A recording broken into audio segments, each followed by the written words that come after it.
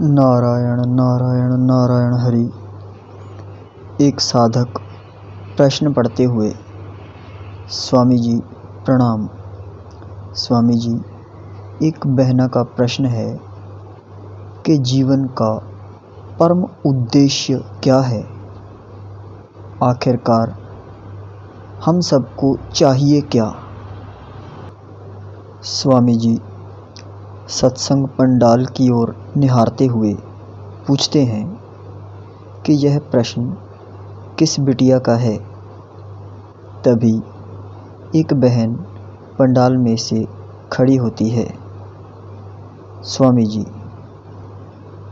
बेटी बहुत ही बढ़िया प्रश्न है तुम्हारा, कहते हुए बैठने का इशारा करते हैं और अपनी वाणी को दोहराते हैं।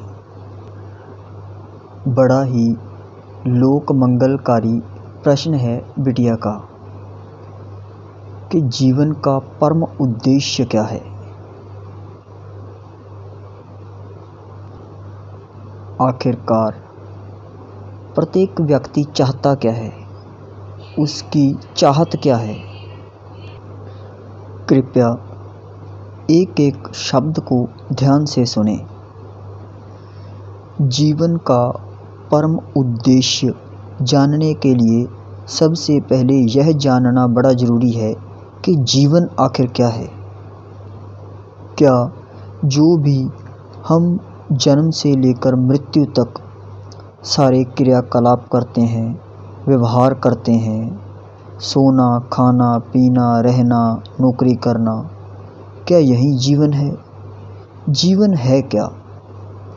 क्योंकि जब हम जीवन को शरीर से संबंधित करके देखते हैं तो जो भी शरीर की ज़रूरतें होती हैं वही हमारे उद्देश्य बन जाते हैं।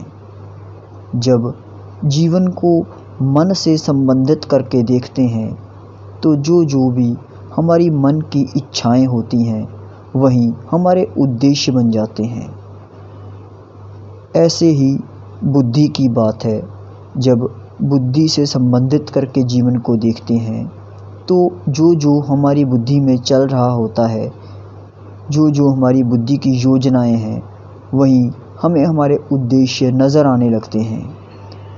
और जब इस जीवन को अहंकार केंद्रित देखते हैं तो अहंकार से संबंधित सभी उद्देश्य हमें अपने उद्देश्य लगने लगते हैं। लेकिन आखिर जीवन है क्या।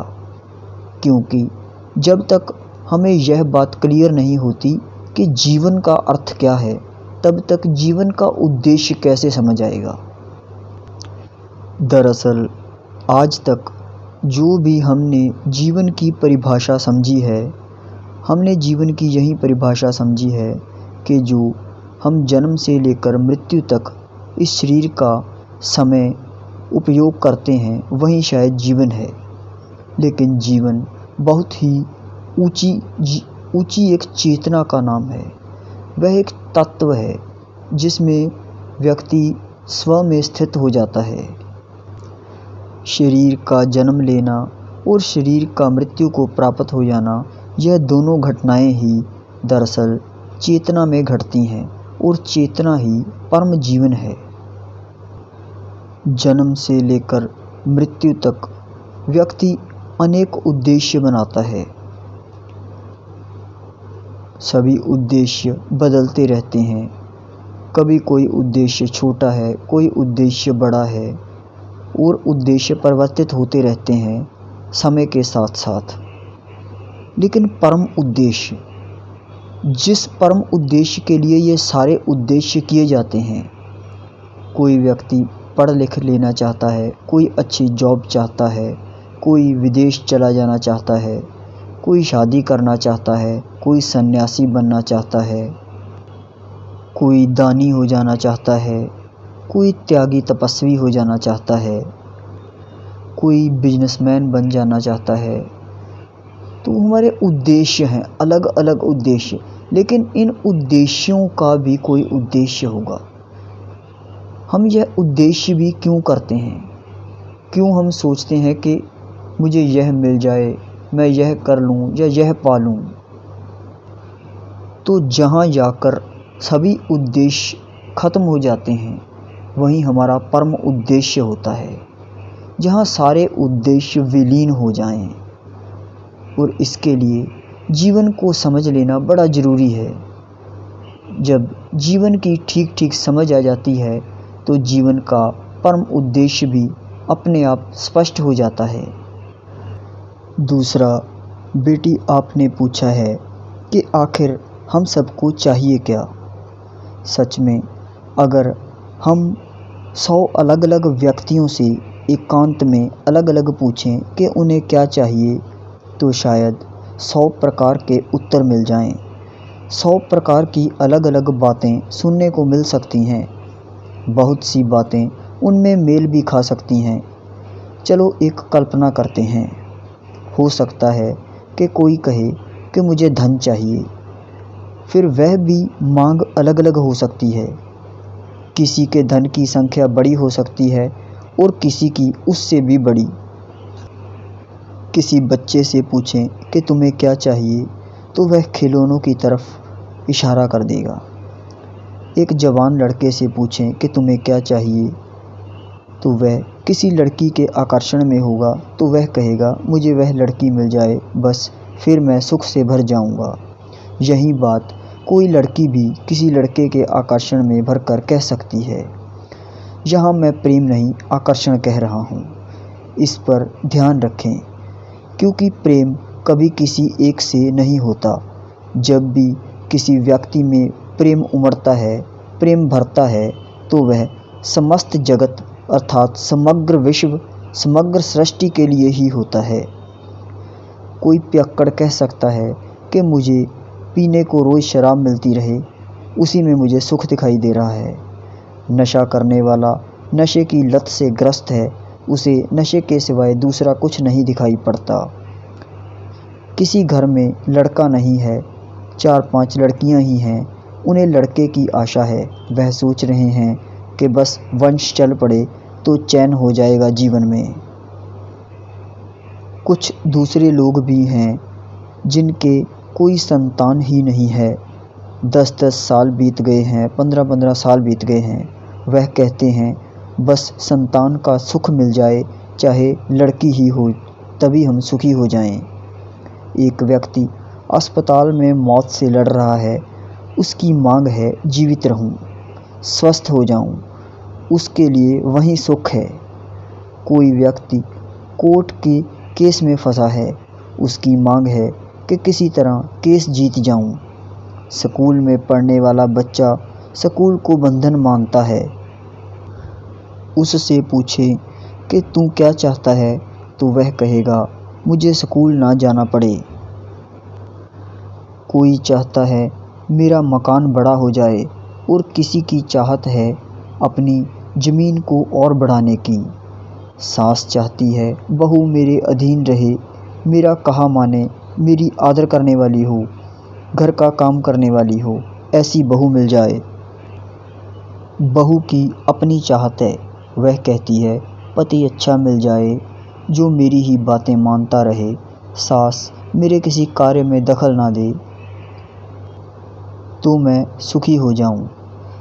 एक पंच चाहता है सरपंच हो जाऊं, सरपंच सदा उसी पद पर बना रहना चाहता है।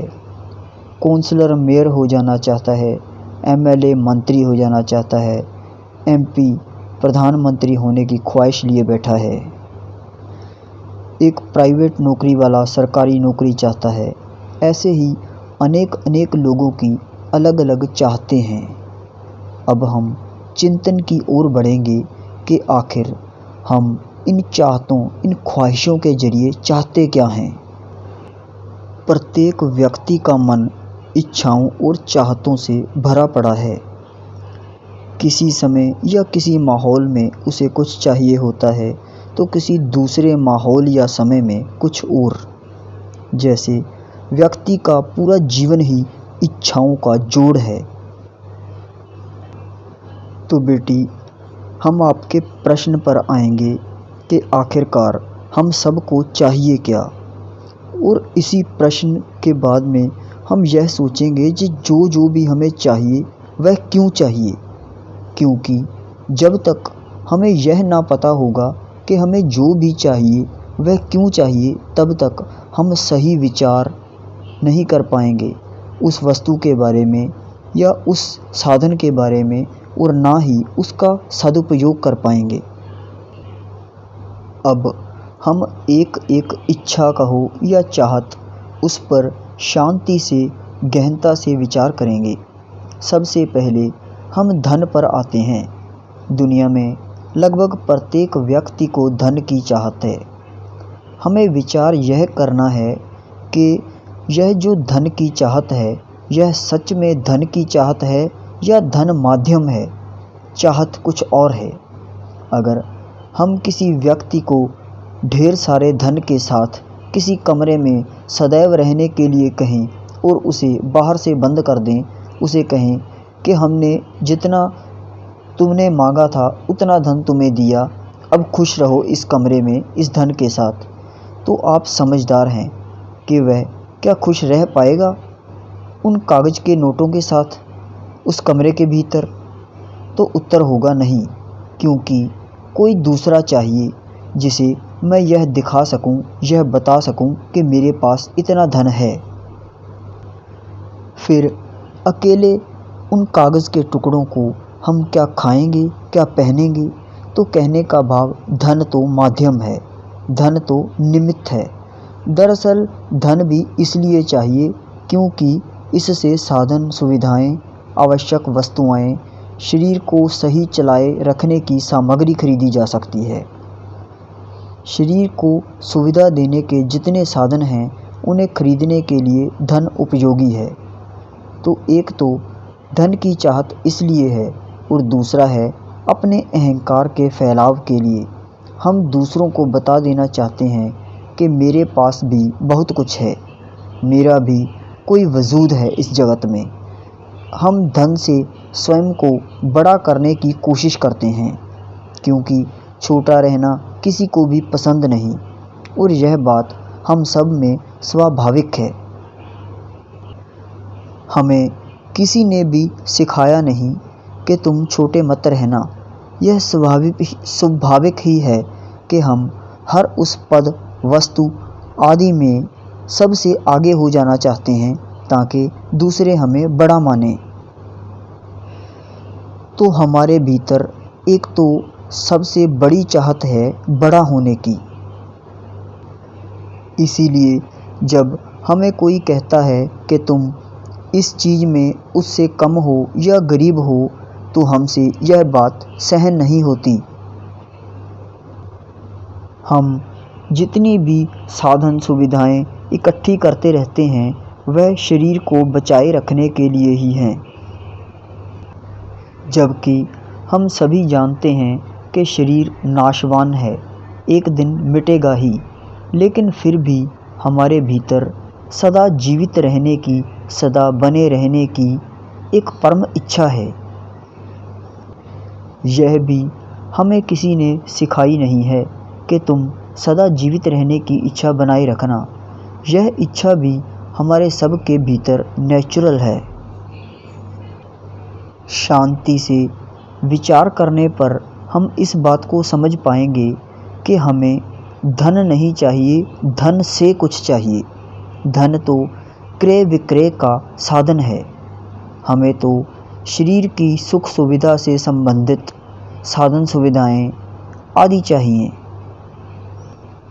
यह साधन सुविधाएं भी अनेक लोगों को तो अपने अहंकार का प्रदर्शन करने के लिए ही चाहिए होती हैं। स्वयं को दुनिया के सामने बड़ा करके दिखाने की कोशिश करते हैं हम सब, ताकि दूसरे जान सकें कि मैं भी कुछ हूँ, सामर्थ्यवान, शक्ति संपन्न। दरअसल इस तरह के व्यक्ति भीतर से बहुत ही खोखले और गरीब होते हैं। इसीलिए उन्हें अपनी अमीरी पर खुद ही भरोसा नहीं होता।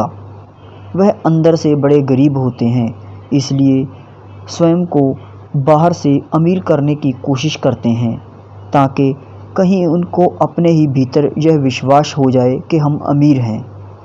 वह दुनिया से यह सर्टिफिकेट लेते हैं।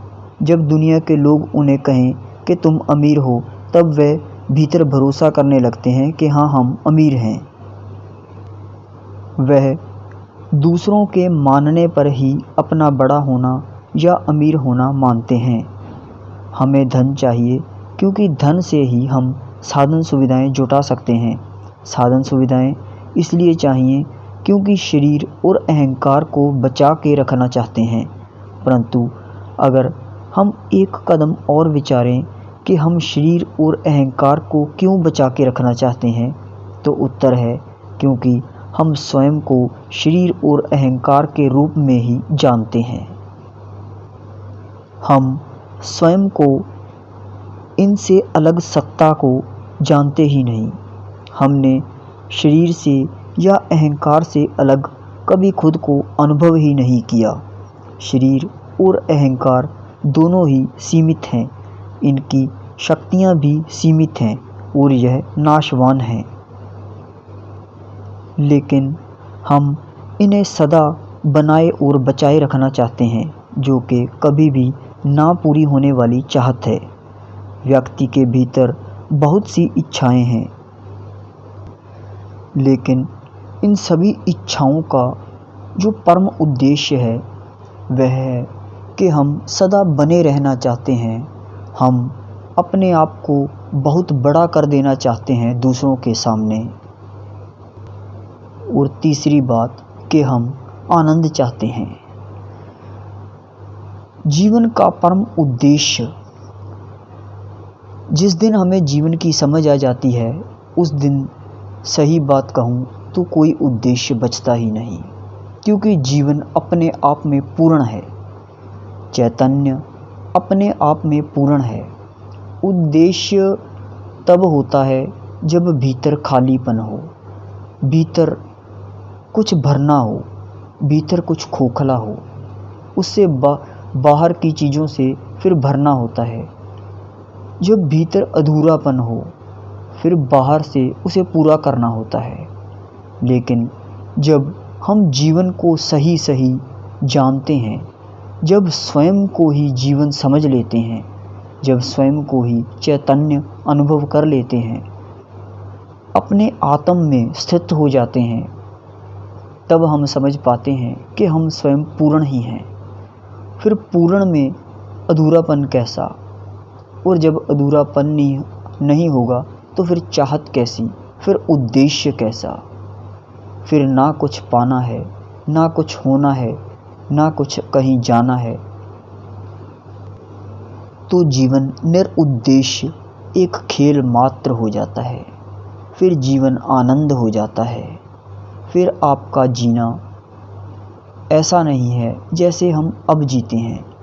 तब तो सब कुछ चल रहा है और हम साक्षी हो जाते हैं, चैतन्य हो जाते हैं, साक्षी की अवस्था में ठहर जाते हैं, अकर्ता हो जाते हैं।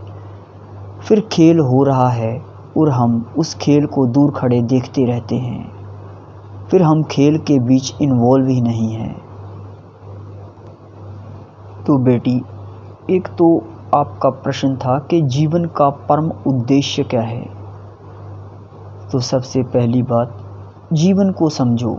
जिस दिन आपने जीवन को समझ लिया कि जीवन है क्या, तब आपका यह प्रश्न तुरंत गिर जाएगा, क्योंकि जीवन को समझ आते ही फिर पता चल जाता है कि जीवन निरुद्देश्य है, इसका कोई उद्देश्य है ही नहीं। लेकिन जब तक हम जीवन को शरीर, मन, बुद्धि, अहंकार से संबंधित करके देखते हैं, तब तक फिर हमारे बहुत से उद्देश्य हैं। तब फिर परमात्मा को पाना हमारा उद्देश्य है, भक्ति करना हमारा उद्देश्य है, नौकरी प्राप्त कर लेना हमारा उद्देश्य है, किसी एग्ज़ाम को क्लियर कर लेना हमारा उद्देश्य है, किसी वस्तु व्यक्ति को प्राप्त कर लेना हमारा उद्देश्य है, कोई मुकदमा जीत लेना हमारा उद्देश्य है। तब फिर बहुत से उद्देश्य बनते बदलते रहते हैं। जैसे प्रकाश और अंधेरे का कोई भी मेल नहीं, ऐसे ही जीवन और मृत्यु का कोई भी मेल नहीं। इसलिए जब आप सचमुच जीवन में स्थित हो जाते हैं, तब आपको समझ आ जाता है कि आपकी कभी मृत्यु होती ही नहीं,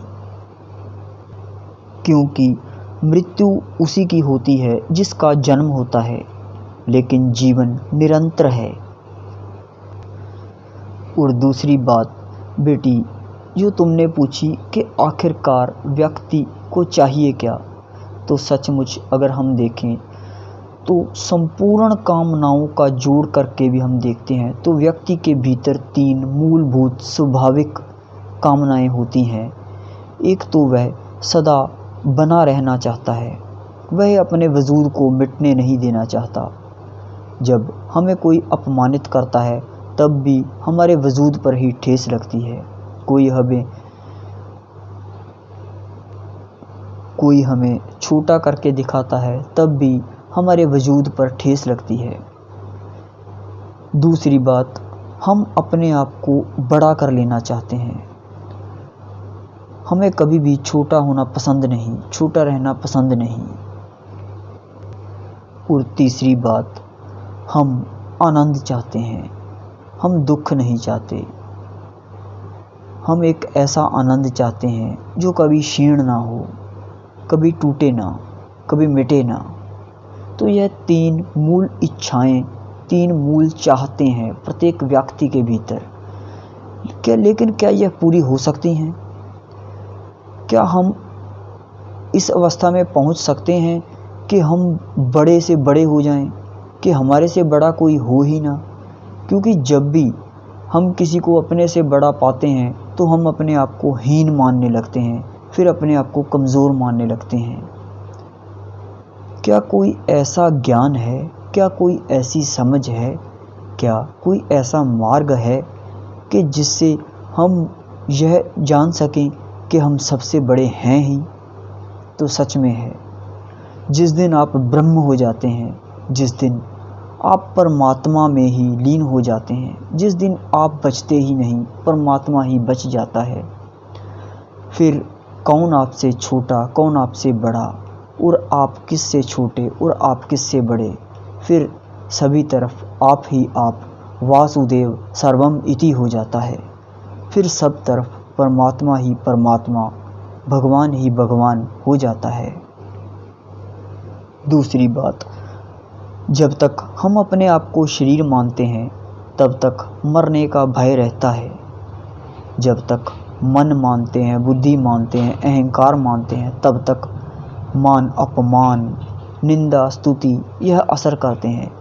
लेकिन जिस दिन आप स्वयं को आत्म साक्षात्कार के ज़रिए जान लेते हैं कि आपका सत्य स्वरूप क्या है, उसी दिन आपके लिए यह सारे भय खत्म हो जाते हैं।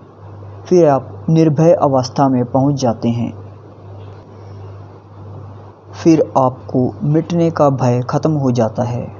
और जिस दिन आपको मिटने का भय खत्म होता है, जिस दिन आपको कोई छोटे होने का भय होता ही नहीं, आप जान जाते हैं कि आप ही सब में हैं, सब आप ही हैं, फिर कौन आपसे छोटा और कौन आपसे बड़ा हो सकता है? तब आपकी सारी चिंताएं, सारे तनाव खत्म हो जाते हैं और यह पूरा जगत एक खेल मात्र हो जाता है। तब आप आनंद से भर जाते हैं। तब आपका संपूर्ण जीवन भीतर से आनंद से भर जाता है।